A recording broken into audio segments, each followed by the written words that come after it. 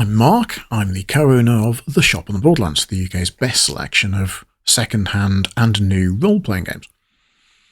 I've been a miniatures painter for as long as I've been a role player. I bought my first miniature at the very same time as I bought my first role-playing game. And I've painted a lot of miniatures over the years, and I've naturally got better at it. Practice doesn't necessarily make perfect, but practice definitely does make you better.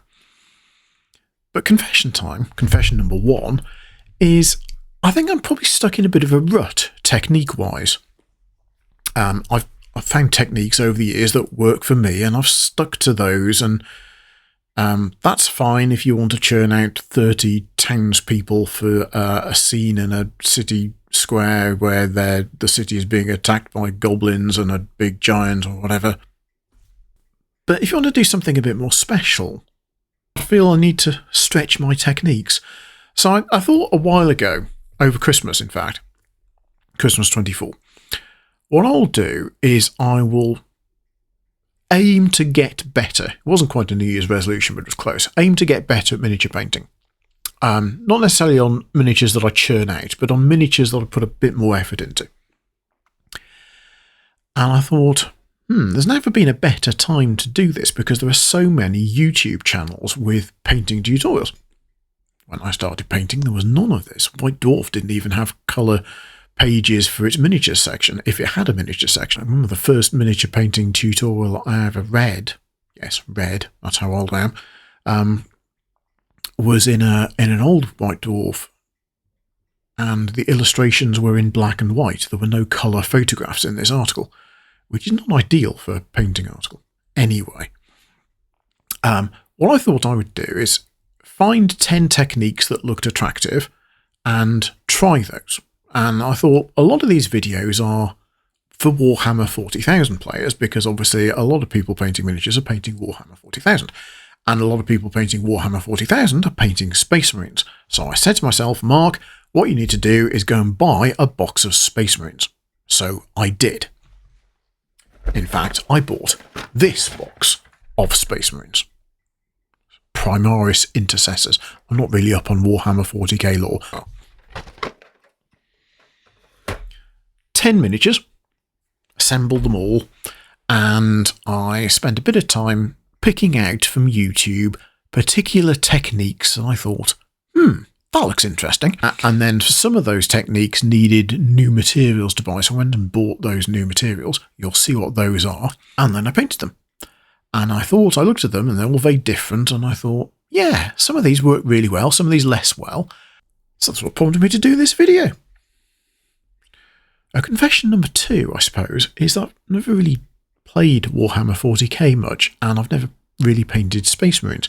The last time I painted a Space Marine, I think actually the Space Marine, obviously it was a Citadel Space Marine, but I think it just about predated the release of the first edition of Warhammer 40k. They had some science fiction miniatures in a range, and one of those was a Space Marine, and I had that Space Marine and painted it. Anyway, that's pretty much the last time I painted a Space Marine. So painting 10 of them in one go, admittedly with different techniques, was a bit of a change for me.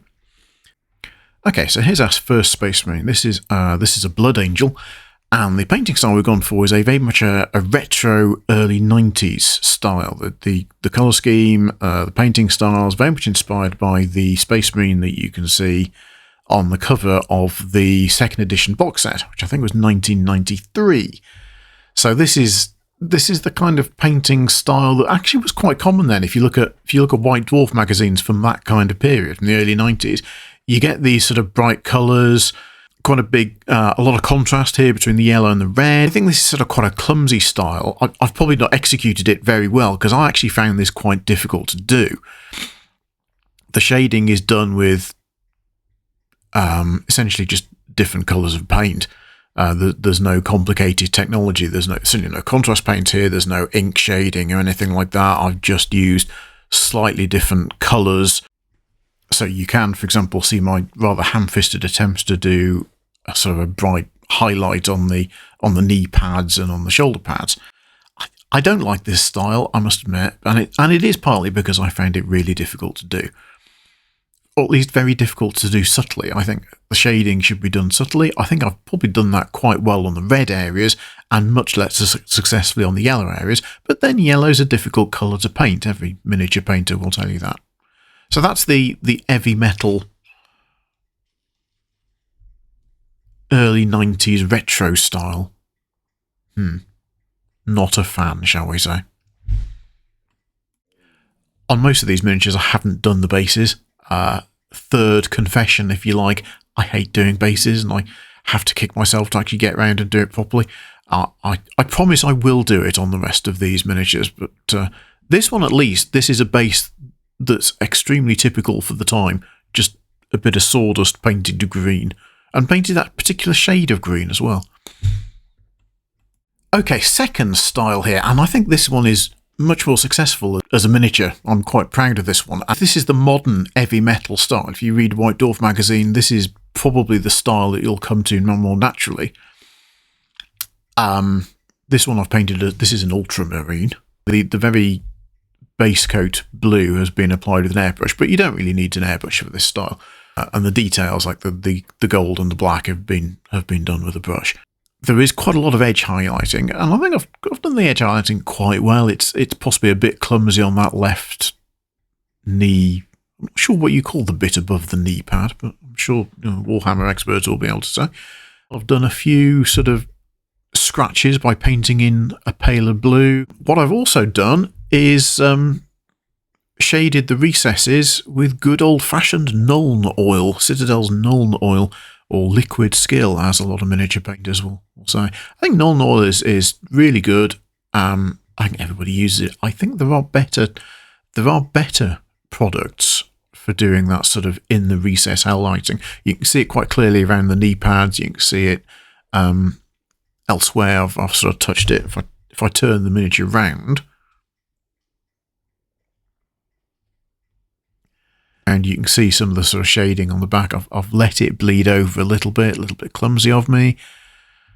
These miniatures, I'm bearing in mind that I'm looking at this on the screen now, comparing to what I'm looking at the miniature. The miniature is 28mm high, and on the screen it's several inches high, so it tends to seeing your small miniatures on a big screen does tend to show up all the mistakes you made. I think this one though, it stands up pretty well. Probably also worth mentioning here, if I turn you around, look at that right shoulder pad.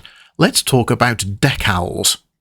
These essentially are water slide decals. You get a sheet of them with the miniatures. You cut out the decals that you want. You can apply them on top of each other. So here's the 8 and the sort of 4 arrow cross is 2 different decals. Get them wet. They separate from the paper backing, and then you can lift them onto the miniature. Now, I've never done these before, and I found that it was easier than I feared. And the reason it was easier is because I did a bit of research and I used a particular product that everybody seemed to recommend. And that's this stuff. Microset and Microsol. Now, you use Microset first, and you paint it onto the surface that you're going to use, and it just makes it a very, very smooth surface for the decal to go on. And then once you've applied the decal, you use Microsol, a number of different coats, to slowly soften the decal so it sort of conforms to the shape. And obviously here we've got a very round shoulder pad. The decal is inherently flat, so you need to conform a flat piece of plastic to a round shape.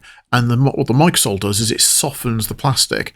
I think, I'll take this away so we can refocus on the miniature.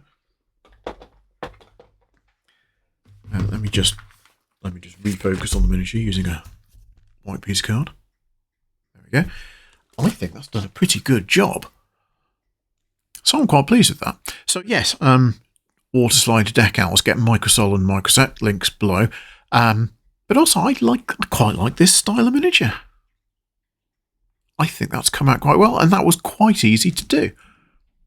That was number 2. Number 3 is also a very similar Citadel style. I'm going to slide this one in. It's another ultramarine, so we can compare and contrast. Right, so our chappie on the right here, he's painted in the slap chop style.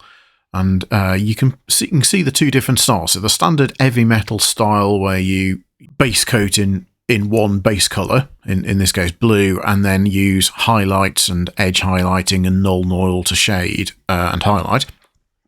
With slap chop, what you do is first an all-over priming of black. You can use that spray can, or you can just use black primer. Then you're going to take a big dry brush.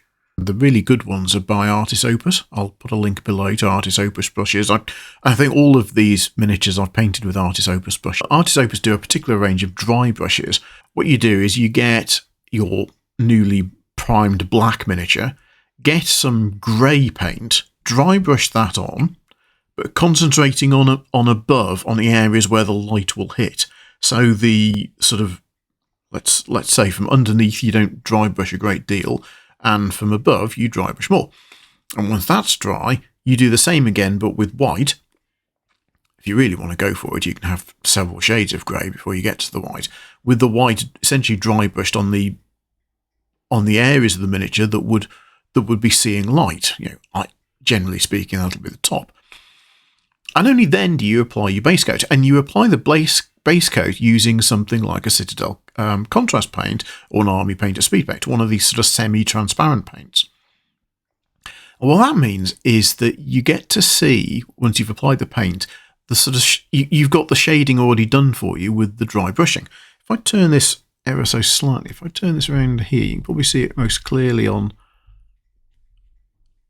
the back. I can check out the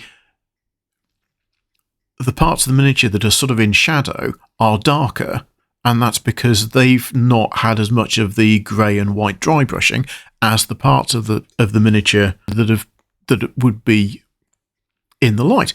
I think it's very easy to do. Obviously, it takes a little bit longer because you've got to do that extra sort of dry brushing step. But to be honest, you can almost mass produce the dry brushing steps. Certainly, if you're doing an army of Space Marines, it's the technique I've been using to sort of churn out miniatures for my Dungeons and Dragons and other fantasy campaigns for years now. Slap chop, I'm a big fan. I suppose that the extra step that I've put in this miniature over standard slap chop is I've done a bit more edge highlighting. So you can see, particularly on the back of that backpack, you can see that I have manually gone round and highlighted some of the edges. And the reason for that, I think, with the Space Marine compared to, let's say, a Dungeons and Dragons Orc, is there's more straight lines. And where you have a miniature with straight lines, I think it does benefit from highlighting those straight line edges. Okay, it's our fourth style. Incidentally, I think this is also a Blood Angel, sort of. That I may have got some of the colour schemes wrong, ever so slightly wrong. I may have got the heraldry, which I know is important to 40k players, a bit wrong occasionally, but I wasn't really going out to paint absolutely accurate kind of miniatures. And anyway, this is our fourth style. I mentioned Artis Opus a few minutes ago, talking about their paintbrushes. If you look at their channel, they have a particular sort of Artis Opus style of painting, which uses dry brushing essentially for everything. So this is painted using the Artis Opus style, which uses a lot of dry brushing and stippled. So stippling is a technique where instead of the standard brush mechanism where you pull the brush gently down the miniature, stippling is you just keep poking it. And I think this looks quite cool. I quite like this technique.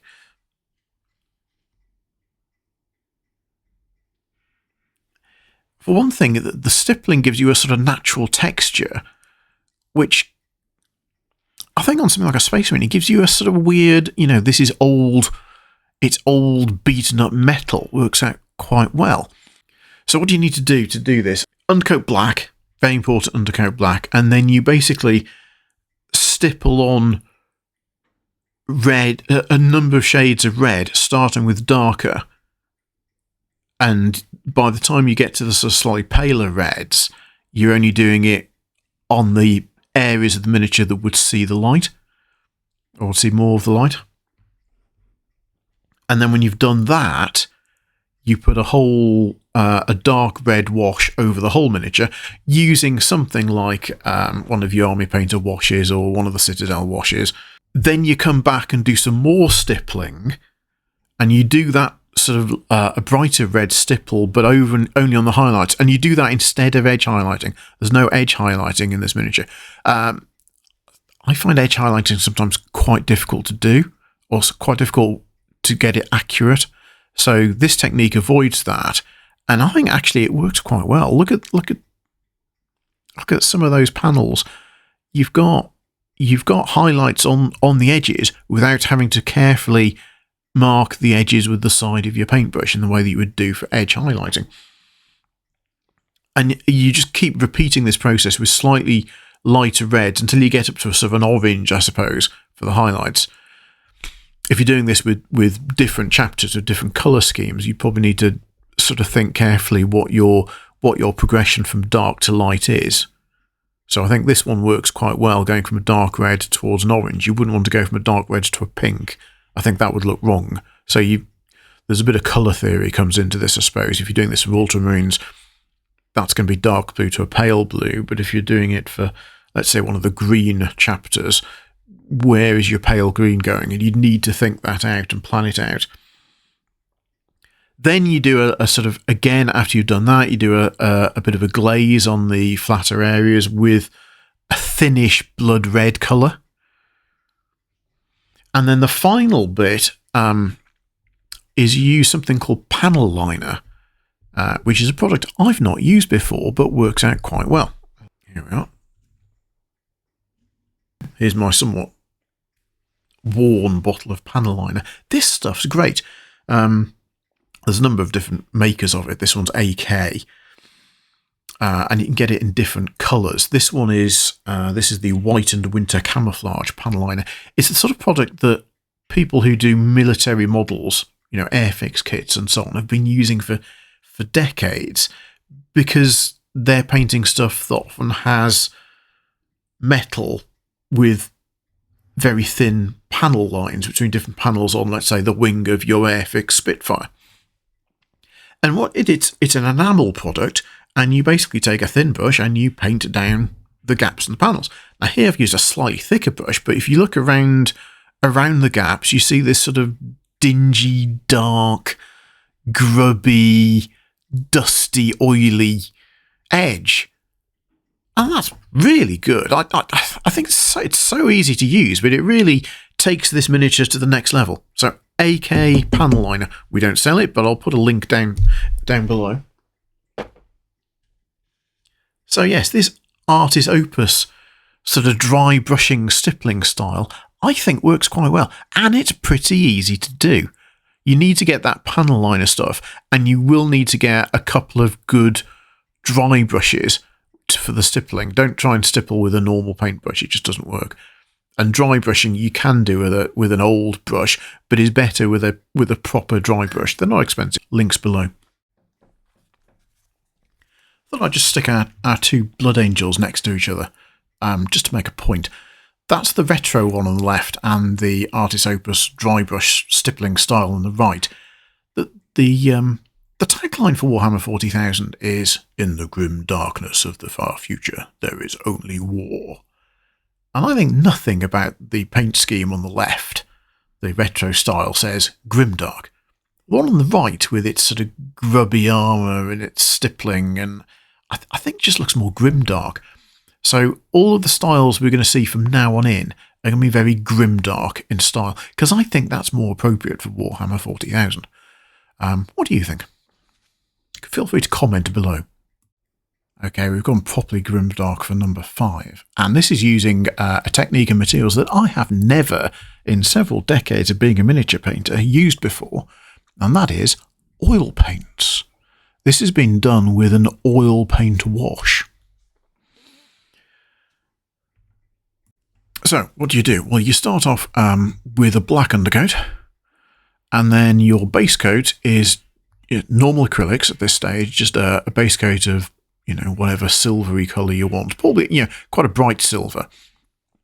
Then you apply a gloss varnish over the top, possibly with an airbrush. I did it with an airbrush. And the reason you're doing this is you want a smooth, glossy surface for the wash to work on.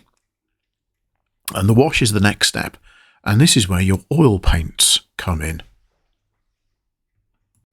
I used Winsor & Newton Winton oil paints. They're probably the easiest ones to find. Any art supply shop will sell you Winsor & Newton Winton oil colours, certainly in the UK. You don't need huge quantities. These are probably just fairly standard tubes, but these will last you a very long time.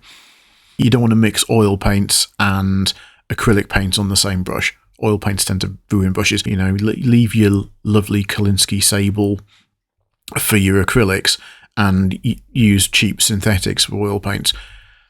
The other thing you're going to need is white spirit, which I believe is called mineral spirit in some countries, but here in the UK we call it white spirit. And the reason for that is that oil paints you don't thin with water. You don't clean them off your brush with water. You thin them with white spirit and you clean them off your brush with white spirit. You can get odourless white spirit or even white spirit that's sort of flavoured and smells of citrus fruit or whatever. I would probably recommend those rather than the standard white spirit that you might be using for cleaning oily bicycle gears or whatever. These are brilliant little pots, metal pots with airtight screwed lids, and these come with a clip which you can clip to your palette, which is particularly useful because they're airtight. Your mixed up oil paints will stay liquid for weeks. They're fantastic. So you can create a particularly good mix of a wash that you think is going to be particularly good. I tend to use the left-hand pot for that, and the right-hand pot I have mostly white spirit and essentially use that to wash the brush as I'm doing it. You want your wash to be quite thin, but not as thin as an acrylic or an ink wash would look. So a little bit of squeezed out oil paint from your tube. For this guy,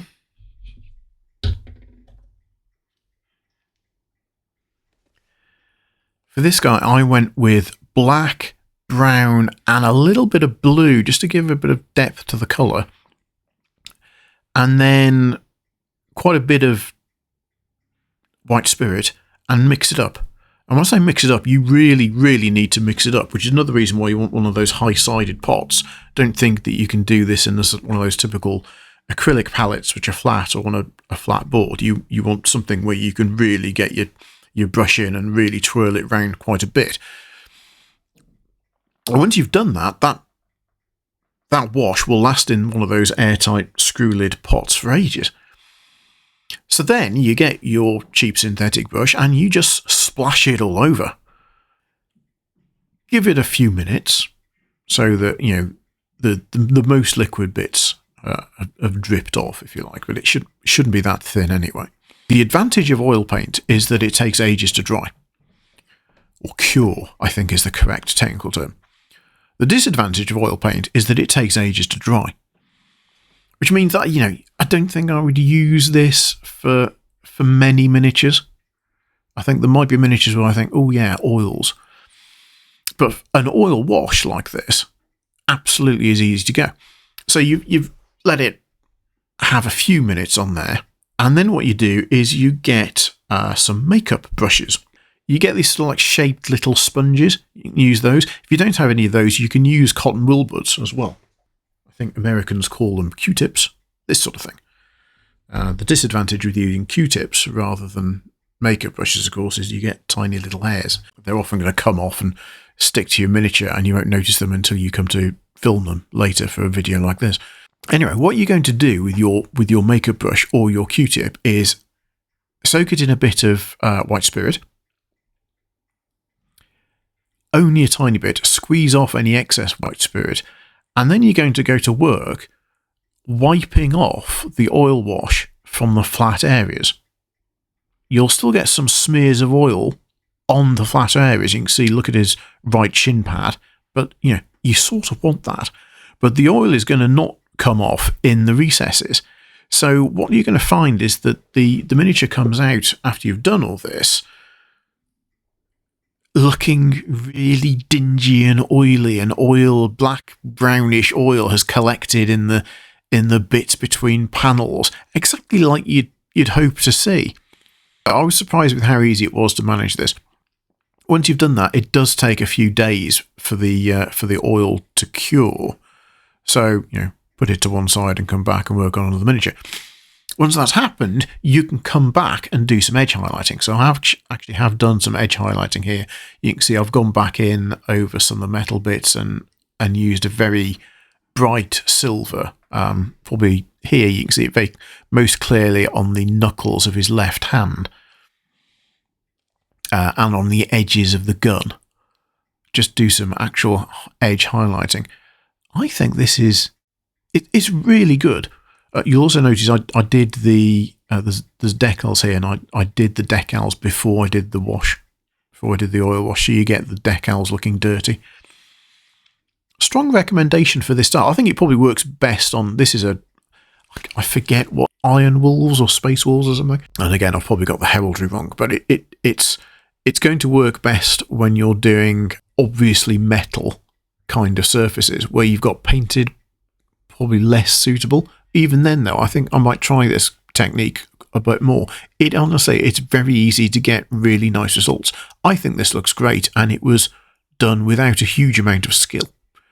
There's a bit of an investment in buying the oil paints, but, I think possibly worth it. Like this style. Okay, so this little salamander guy is our technique number 6, and I think he's one of my favourites. This technique relies on a product from AK, again, called Streaking Grime. There's our bottle of Streaking Grime. There's a number of other companies that make similar products. What Streaking Grime is, it essentially does the same kind of thing that an oil wash does. It's not actually an oil, it's an enamel product. So again, you're going to need white spirit.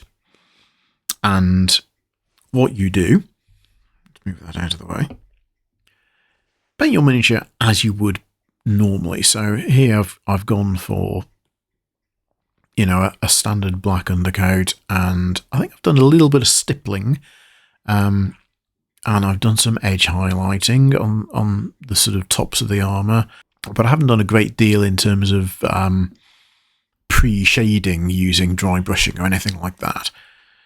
So this would have looked fairly straightforward and green with the edge highlighting before I did anything else. Probably worth mentioning the metallics here.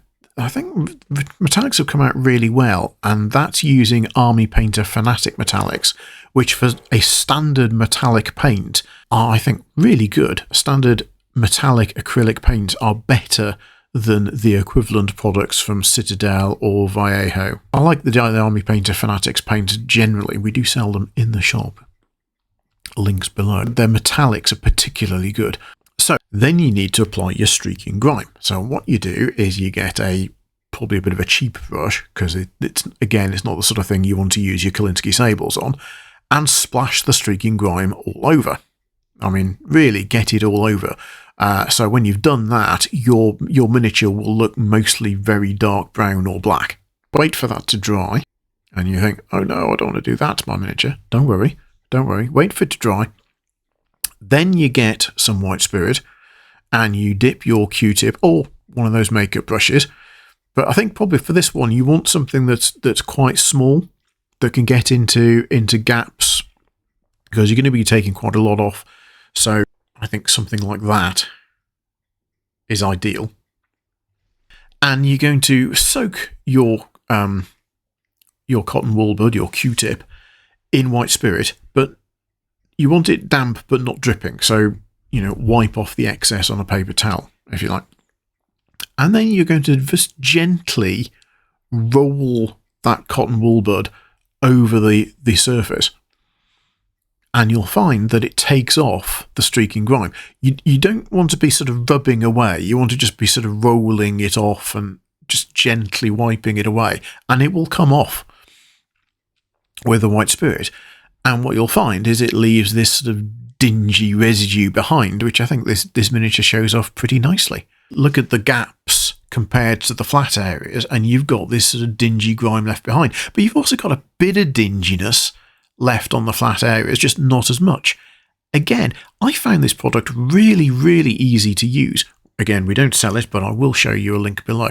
Smells a bit, but you know, you don't want to knock it over, put it that way. AK Streaking Grime. A way to get a really nice, quick finish to get a grimdark Space Marine. I really liked it a lot. I'll definitely use Streaking Grime. You can get it in various different colours. This one was Starship Streaking, which I thought at least sounded a bit science fiction.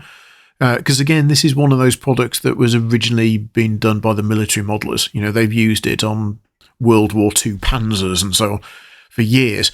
It's great. It's one of those products that us science fiction and fantasy wargamers and role players need to be aware of. Okay, painting style number 7, back to an ultramarine this time, and we're definitely in the realm of grimdark styles for this one. I found this style online, and it's explicitly called a grimdark. Like all the other painting tutorial videos, I will put a link below. This is number 7. Same guy that did our retro Blood Angel at the beginning, but I think this is a much better style. I think it's more interesting to look at. It's also, I would say, easier to do well. You might call this a sponge and stipple style, because you're going to be painting some of this with little bits of sponge. Natural sponges probably work a bit better, or sponges that at least resemble natural sponges. You can get those from art supply shops. Break them up into little pieces, and ideally get a pair of tweezers just to apply them. So what do you do? This one, dark undercoat. Actually, instead of a black base coat, use a brown base coat, very dark brown, and then you're going to get your sponge and sponge over your base colour of blue. Just keep dabbing the sponge until you've covered the miniature in your blue. You probably need to finish off the edges. There'll be bits that the sponge can't reach, so you'll need to use a brush for that. The bits the sponge can't reach are probably bits that are going to be sort of in recesses. So those would be areas that are in shadow. So for that, use a darker blue, and you've got some shading in already. Then you're going to stipple or sponge various highlights and just keep adding those lighter shades of blue. Do some edge highlights. Do quite roughly. I think you can see on the right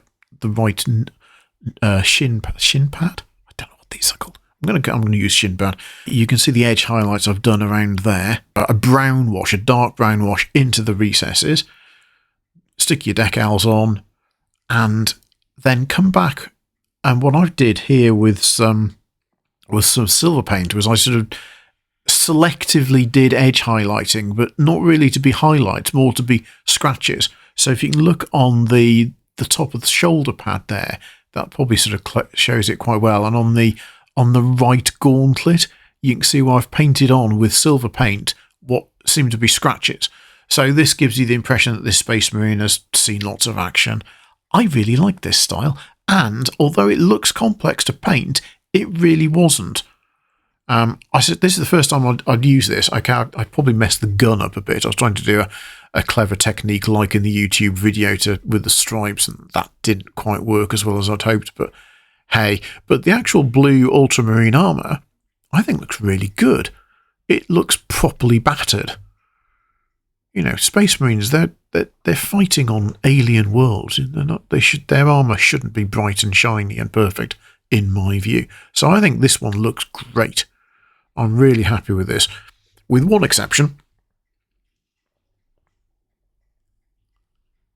You can just about see it there. I messed up the eyes when I did the eyes. Isn't that always the case? Oh well. Okay, Space Marine 8 is another grimdark ultramarine. This technique is from the Ninjon YouTube channel, which is one of my favourite miniature painting YouTube channels. Again, link below, like with all of these. What we're going to do here is, again, it's a base black primer, but we're going to use Zenithal priming with an airbrush. You're going to do a base coat, quite a pale blue, much paler than you'd think for ultramarines. It is important to do it pale, and that goes all over. Then with your airbrush, spray from underneath a darker shade, a much darker shade, and then spray from the top a much lighter shade. So you've got lighter shading on top, darker shading underneath. That's what we call zenithal priming, because you get a lighter shading from the zenith from above. In the Ninjon video, he uses a product called Villainy Inks, which I didn't have any of, but basically they're another one of those enamel oil washes. So I use the same streaking grime that I used on the previous Space Marine. Flash that all over and remove with white spirit, and again you get these sort of griminess in the gaps, which works really well. I think I really like the streaking grime. Then go over and apply. You can see where I've used paler blue to give the impression that it's been chipped away. On suddenly look on the right shin pad. I thought I went for a sort of very odd looking skin colour, sort of mottled skin colour on the face here. That's come out quite well. And I also made the effort to do a bit of object source lighting. I'm not very good at that, but I thought I'd try where you've got green light coming from the left eye mechanism, which is shining off the right shoulder pad and the left-hand side of the gun. It probably wasn't entirely convincing, but it's not a bad effort for somebody who's not actually very good at that. The technique itself, though, the all-over, the zenithal highlighting, and then the streaking grime over the top of that works really well. I think this was actually quite easy to do. I then did an oil wash on the gun, or the two guns, actually, so you can see the guns are oily and grimy. If I turn this miniature around, you can see I also went to school a bit on edge highlighting and making those sort of scratchy highlights again to simulate scratches. I'm really pleased with how this came out. This is probably one of my two favourites of all of these. Ninjon style, link below. Okay, Space Marine number 9. I think technically this is a salamander. And this one, it didn't work. I tried hard. This technique, for me, I just put a lot of effort into trying it, and I couldn't quite get it. And I think the mistake I know I made is I didn't allow for enough contrast. So it's come out very, very dark. From a distance, it looks almost black. The miniature in the video that I was following looks fantastic, and I didn't manage to pull that off. I think the particular thing that looks great in the video, and I'll link below it, it's done by Grimdark Compendium, again a really good channel, is that the metal of the Space Marine armour looks very, very worn and textured, and for the most part mine came out looking smooth. I was trying to get that rough texture. The product that they use to get that rough texture is this stuff.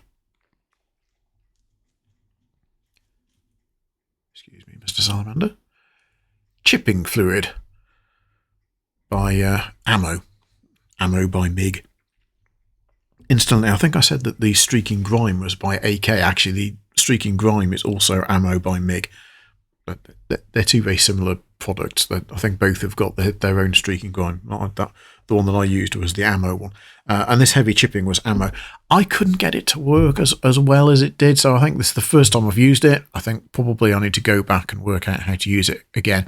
The idea is you put a pale base coat, so a paler green, then you spray the chipping fluid all over, wait for it to dry, then you paint a darker green, and then wait for that to dry. And then what you can do is you can reactivate the top level of paint and sort of rub through or scratch through to the paint underneath. It's a brilliant idea in theory, but if you're thinking of using a chipping fluid, I suppose that's maybe a warning. It's not quite as easy to use as some of these products are. I think I probably did something slightly wrong with it. Maybe used too much of it, maybe used too little of it when I applied it with the airbrush. Who knows? So having done that, I think I tried to compensate to make this miniature look interesting in other ways. I've used sort of blood effects all over, so again, that didn't really work as well as I'd hoped. The various sort of blood effect paints that you get from people like Citadel and Army Painter.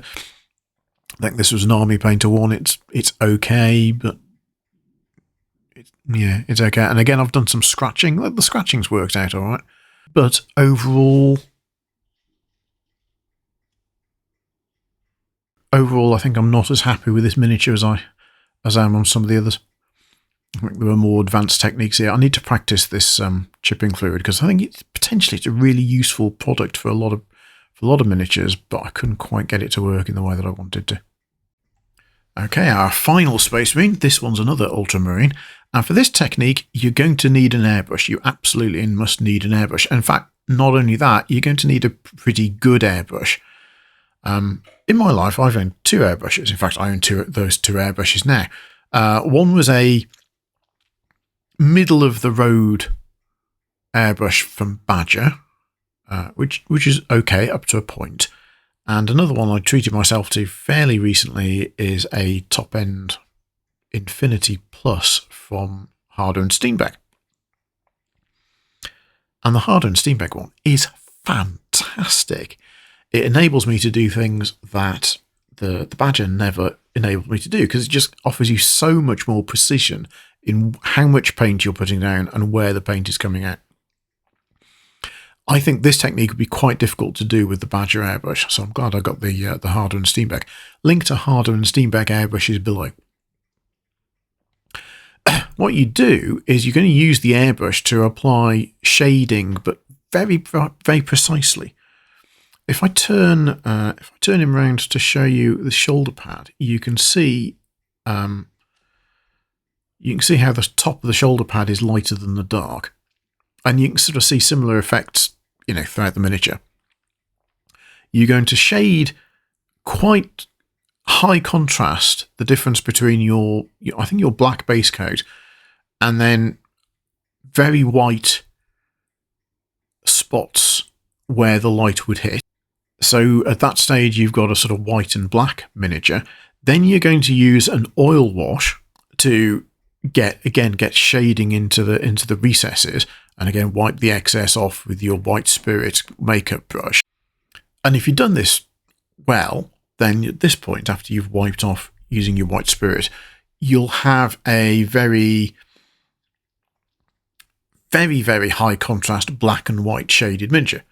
Then you're going to put your blue over the top, thinnish, darkish blue using the airbrush, and you get something that looks a bit like this, although I think I've gone back and done a little bit of edge highlighting after that. Obviously, I've painted the other colours that aren't blue. Yeah, there's some aspects of this. There is a texture there to the armour that's come out quite well. I think the face came out quite well on this one. I didn't paint eyes, I always shaded the eyes. I often think that 28mm figures, you don't really need to paint the eyes if you're going to shade them, and sometimes it looks better not to. Also, the gold's particularly good on this, and the way I did the gold was using this stuff from Green Stuff World. Pure metal pigments. Trying to get this all over my desk. This stuff, it's a dry powder, and you need to mix it with a suitable medium. I tend to use the sort of lamium medium, quite well. After you've mixed it together, it comes out this really, really shiny gold that works fantastically. So I'm a big fan of that. So this style of Space Marine painting I quite like. I think it's probably maybe my third favourite. I think it looks quite different. It's arguably more of a stylised look. It's probably less grimdark, but I think that there are some aspects of this I like. So I think those are my 4 favourite techniques, 1, 2, 3, 4 from left to right. And I think those are the 4 techniques that tick off 1, they look good, and 2, they're quite easy to do. You might need to buy a bit of extra materials. I particularly recommend that streaking grime and the oil washes and stuff. But they're all a bit grimdarky, I think. Rather more in keeping with Warhammer 40,000 and in the grim darkness of the far future, there is only war. Let me know what you think in the comments below. And if you've got other particular techniques for painting Space Marines, feel free to suggest some, or feel free to recommend YouTube channels. This has been a Shop on the Borderlands video.